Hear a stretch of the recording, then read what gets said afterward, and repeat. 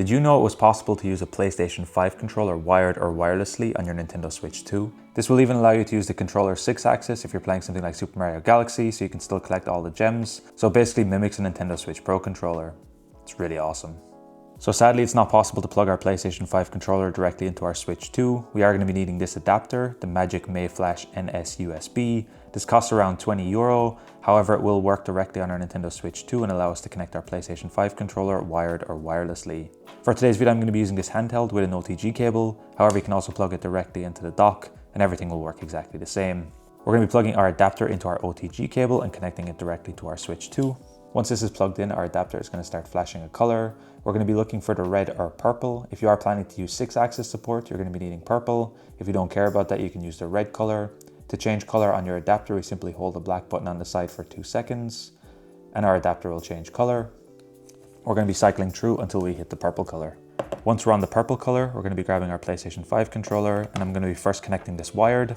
We're going to be plugging our USB-C cable into our adapter, then into our controller. You do need to make sure your USB-C cable is a data transfer cable and not just a charging cable, otherwise this will not work. Once this is connected, we're going to be pressing any button on our controller. Our Nintendo Switch will change to a Pro controller icon, and now our PlayStation 5 controller will work directly on our Switch. Even in wired mode, you will be able to use your 6-axis support. However, to enable 6-axis support, we do need to change one setting on our Switch 2. We're going to be clicking the home icon here. We're going to be coming to settings. We're going to be scrolling down on the left to controllers and accessories. We're going to be scrolling down here until we see this toggle, Nintendo Switch Pro controller wired connection. We need to make sure that this is enabled, and this will allow us to use 6-axis support on our PlayStation 5 controller. Wireless is similar. We're going to be plugging our controller out. We're going to be disconnecting the USB-C cable from our adapter. We're going to be grabbing our adapter and we're going to be pressing the black button on the side once until we get a rapid flashing here on our adapter.